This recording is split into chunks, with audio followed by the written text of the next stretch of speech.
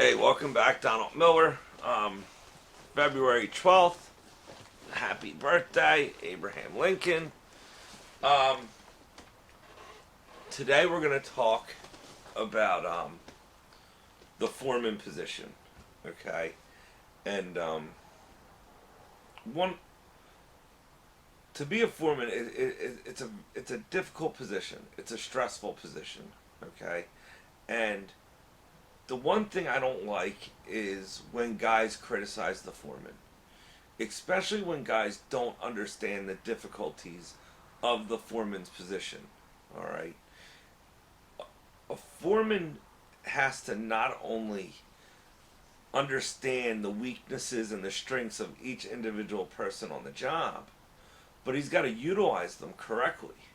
All right, and to do that takes time to learn, and guys that aren't at that level yet of knowledge or experience, they'll criticize them, and that doesn't help the job. And when I find out that one of my foremen's being criticized, one, the when they criticize him, they're just pointing out little mistakes he's making, but they don't see all the good things the guy's doing.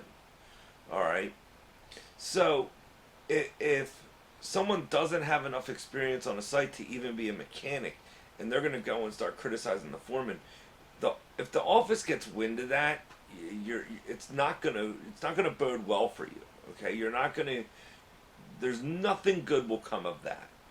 All right, and it's even worse when mechanics do it, because mechanics will undermine the foreman.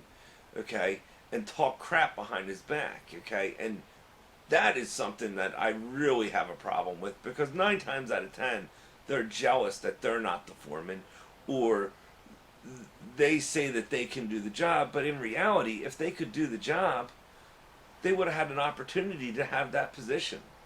All right? A lot of times they can't handle that responsibility. So, what if you really care, and this is how, like, okay, if a foreman's having problems running a job, other guys that understand the difficulty of that position will usually help that foreman out. We'll give him advice, um, lend him a hand. Even back at the shop, they'll talk and they'll try to resolve issues. And the issues could be anything from labor issues, um, mechanical problems as far as other trades are concerned, material drop offs.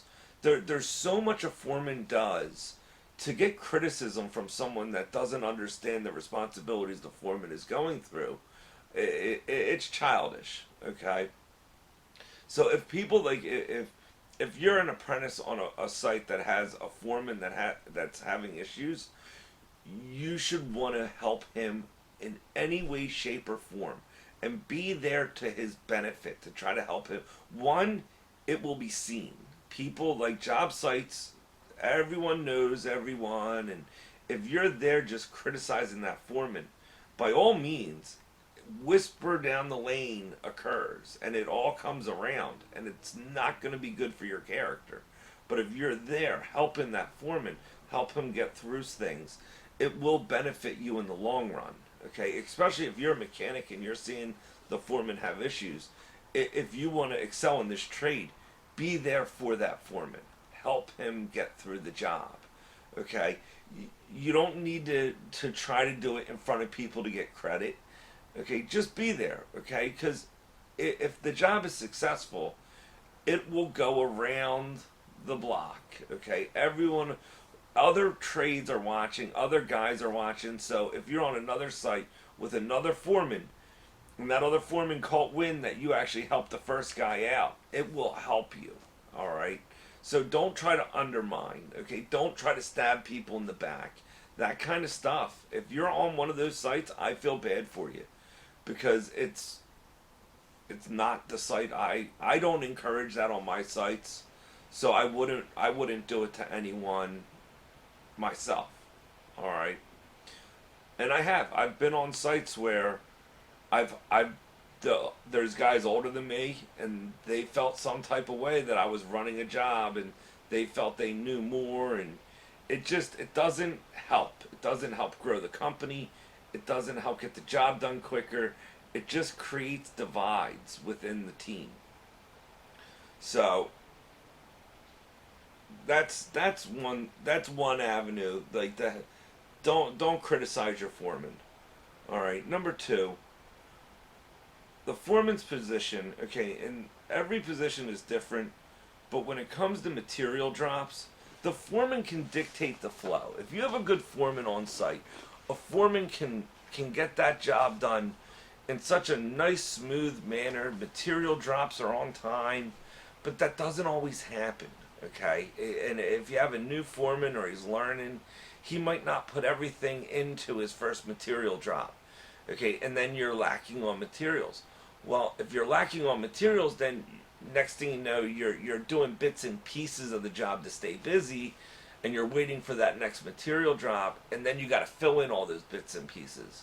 So a foreman can make the job become a nightmare, or make the job smoother. All right. If even on a smooth job, the foreman's job is stressful, but if it gets into some nasty, if it gets into choppy weather or the job gets a little sporadic, by all means, the foreman's job, it becomes like herding cats. It becomes difficult, and you know, you don't want to be on the side of causing that difficulty, because yeah, the office sees the guys having problems, but then they're going to look at, you know, who's helping him through that problem, and who's creating the problem and making it worse. All right, and they don't forget that. All right, that is not, they're not going to forget. If you made the job site worse, they're not going to forget that about you. Okay, that it takes a long time to get that type of stigmata off of you. All right, so don't be that kind of guy. Now, if you want to become a foreman, okay, and if you think you can handle that task, understand that the foreman's position, okay, is not only do they need to know the steps taken from start to finish of the job, they need to know what labor is suited where during what day. So oftentimes that foreman is juggling day-to-day operations as well as materials, and you know, material drops are like, that's huge for a foreman. Like I do personally, when I'm running my site, okay, I do 3 material drops. I do a rough material drop or a preliminary material drop. All right. I'll do a lighting drop. Okay. Usually. Okay. And that's usually, and in the lighting drop will be any odds and ends I might need. And then my third drop is my finish drop. Okay. That's where I need to get everything to complete the job. Larger jobs are going to require bi-weekly drops or maybe even weekly drops. So like most of our jobs are within 3 weeks. So we can get away with 3 drops, okay? But there could be jobs that are long, and you're doing material drops throughout the whole job. The worst thing you can do is go up to a foreman and verbally tell him you need something, or verbally say I'm out of something. One, he's probably juggling so many things he's not going to remember, okay? So yes, you can verbally state that you're getting low on something, but if the foreman has a workstation, which he should, okay, most of mine have a desk on site, write it down. And don't write it down on a little piece of paper like this.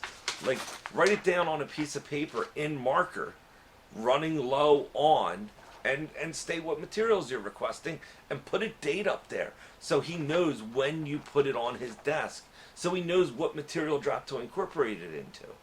All right, that's common sense, like that. Like, and I understand common sense is rare today, but you need to know how to benefit your foreman, and you need to know how to benefit yourself. Okay, if you need materials for your part of the job, you need to know how to get those materials without just verbally weekly saying I need this, I need this, I need this. You're verbally telling a guy that's juggling 30 different things all at once. Okay, not including the guys that were late and the guys that are jerking off on the job site over in the corner. the skate and 8 crew, okay, he's got to deal with them too, all right. And by all means, he knows who's skate. Like, if the job is slowing down, we know who the guys that are producing, and we know who the guys. Like, I'm not going to go to a guy that's skating an 8 and give him responsibilities. I'm going to give him stuff that he can handle throughout an 8-hour day is basically almost nothing. Um, I'm not getting into that today. All right, but if you're looking at becoming a foreman, you're looking at taking on a responsibility level that requires you to be clear-headed Monday through Friday if you want to excel at the foreman position. Okay, if you think you just like that position because you get to tell people what to do, it's a lot more complicated than that. Okay, and it requires a lot more effort. All right, and the burden of a foreman it's stressful to say the least, and the ones that manage the stress correctly are great. Okay, the ones that don't manage the stress correctly, they're the ones that can become irritable, snappy. They're drinking, and don't just sit there and criticize them. It's better to try to help them. All right, so that's the foreman's position. I hope it helped you guys. All right, take care. God bless. Enjoy your Wednesday.